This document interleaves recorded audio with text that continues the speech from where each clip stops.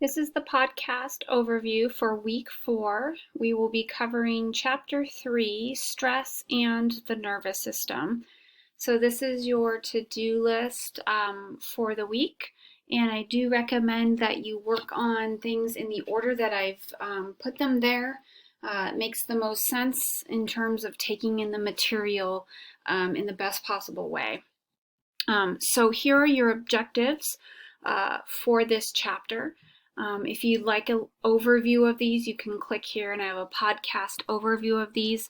There's only, 8 objectives, but each one of these is multifaceted, right? So your goal is to take these and use them as sort of a platform for a study guide for when you take the exam. But in answering each of these, you're going to have multiple components and different parts to it. So, for example, just the hypothalamic pituitary adrenal axis, the HPA axis, that's got different components and moving parts to it. So you might have several definitions that fall under that. You might have several examples that fit into that. So go ahead and look those over first before you start reading anything from the chapter. And once you've done that, then you'll be ready to go ahead and read chapter 3. Stress in the nervous system in the Harrington text. Look over lecture slides kind of along with that. As you're reading, you can use those lecture slides to help you zone in on key concepts. And then you'll be ready to read chapter 1 of the McGonigal book, The Upside of Stress. So we're finally going to dive into this book. You've read the intro already, and chapter 1 is all about how to change your mind about stress, how to start to conceptualize it a little differently. And so once you've done that reading, then you're ready for the videos this week. So here are the lecture slides, and here is your first video. This is a full-length documentary. It's called Stress, Portrait of a Killer. It's excellent. I also show this in my health psych class. I know some of you are taking both classes. I think that's awesome. And I think it's actually really good because you're going to get a little overlap of content, and hopefully that will help it to sink in. The more you hear it, the better.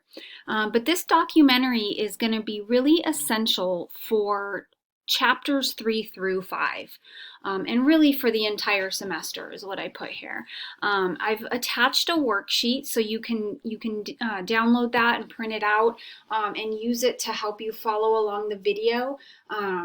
You don't have to turn this worksheet in, but I do recommend you using it as you watch the video because the video covers a lot of research, a lot of different components and research over time. A few different longitudinal studies are talked about, and it's just amazing how they all come together.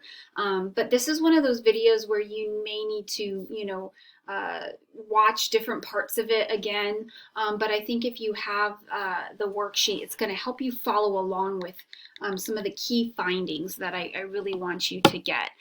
So this is a fuller length video. I want to say it's about an hour long. It's probably one of the longer ones you'll watch in my class.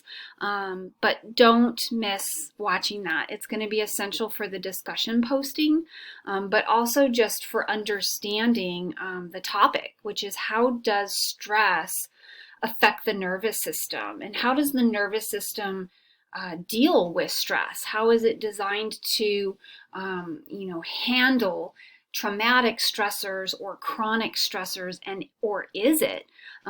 What happens to the body when a person undergoes that kind of stress? And so a lot of what's talked about in the McGonigal book is in that video. She actually is a big fan of Robert Sapolsky.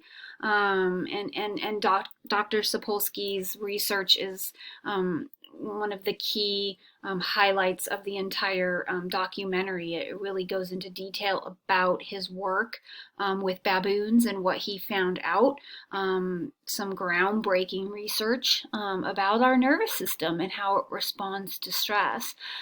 So there's going to be a lot of piggybacking between the video and then what Dr. McGonigal discusses, as well as some of the studies that are mentioned in the chapter. So that is your first video that you're going to be watching, and I might even be posting it next week too, because it's going to go along, like I said, with the next couple chapters. So it's one of those videos that if you watch it more than once, you're really going to be much better versed in a lot of the concepts and terminology that are discussed when it involves the nervous system. I know not everybody has a super strong grounding in physiology and the body and anatomy and neurons and how neural communication happens. And so if that's not a strong point for you and you haven't had a lot of classes that deal with that, this is going to be one of those ones that you want to watch a couple of times to really help the material sink in. Okay, so you have a discussion post this week. Like I said, you're going to want to be using the Harrington chapter as well as the McGonigal chapter, and then the video too will play a role in answering these questions.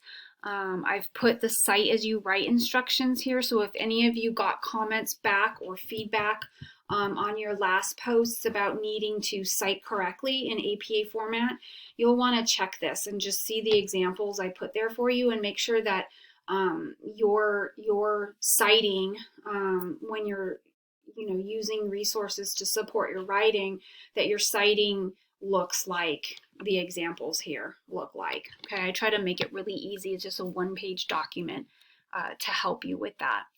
All right, so the questions for this week for discussion. Number one, why do you think that some individuals experience post-traumatic growth? So you have to kind of know what is meant by post-traumatic growth in response to traumatic stressors, and others do not. So this is, using chapter 2 and integrating chapter 1 of the upside of stress. You could even, I have a little hint here, you can peek ahead to chapter 6 of the McGonigal book to see what she has to say about post-traumatic growth. She doesn't talk about it until chapter 6, but your main textbook discusses it in chapter 2. But if you wanted just a little more there to add weight to your response, you can go peek ahead to that. But we'll be exploring this much more throughout the semester. Number 2, in the film Portrait of a Killer, Stress, Portrait of a Killer, what did the Dutch famine study teach us about the effects of trauma on prenatal development? Okay, it was a longitudinal study that was done. You'll learn about it in the video. And what appears to help mitigate the stress that women of special needs children experience in their caregiver roles. So this is another study that's mentioned in the film about women who have children of special needs, and they're their main caretaker, and it's taxing and it's chronically tough on them. And they studied them. They studied these women, and they found out some interesting things about how these women dealt with the stressors of that role, of that job. So what were those? And then number 3, using chapter 1 in the upside of stress, explain what a stress mindset is. What does that mean? Stress mindset, according to McGonigal. Determine what your stress mindset is currently. So you're going to basically take a look at what she talks about. She gives some examples of stress mindsets. Where does yours align? With what type does yours align? And explain how that mindset shows up for you in everyday life. Like, how do you deal with stressors? Give me some examples. Number 4, also according to Dr. McGonigal, how does your stress mindset influence how you react to others? So based on the kind of mindset that you have, how does it influence your reaction to people around you and the things that they do? Maybe the stress that they cause you. What kinds of stress mindsets do we see generally in the world around us? Does everyone respond the same to stress? How does that work? And then lastly, In the film, Stress Portrait of a Killer, from the research of both Dr. Sapolsky in his baboon studies and the Whitehall civil servant study, what effect does control over one's circumstances play in how a person is affected by stress? So in the video, you're going to see those two big studies, Sapolsky's research, and then also the Whitehall civil servant study was done in England. Two huge longitudinal studies that gave us a lot of information about how control over your situation, your life, your circumstances, and hierarchy, kind of on the social ladder, play a role in stress and how a person is affected by stress. What role did they play? Explain that a little bit. And how does that tie into Dr. McGonigal's idea of stress mindset? So this knowledge that we gained from these studies about the role of control in our stress, how does that tie into what McGonigal is saying about a stress mindset? How are those similar? Okay, so that will conclude the discussion. There's a lot there, so unpack it, dive in throughout the week. I wouldn't try to do these all in one sitting, okay? I would try to pick this apart throughout the week. Definitely do not start your discussion until you've read through the chapters and you've watched the video. Don't even attempt it. You want to have a good grounding and a good understanding of the material. Take some time to digest it, reread it before you dive into answering these questions, and then go ahead and attack them one at a time. You know, you can work on a Word document and have that open next to you kind of as you're reading, and you can put in notes and you can put in jot down some ideas as you're going, and then you have something to start with. You're not just staring at a blank page when it's time to go ahead and write your discussion questions.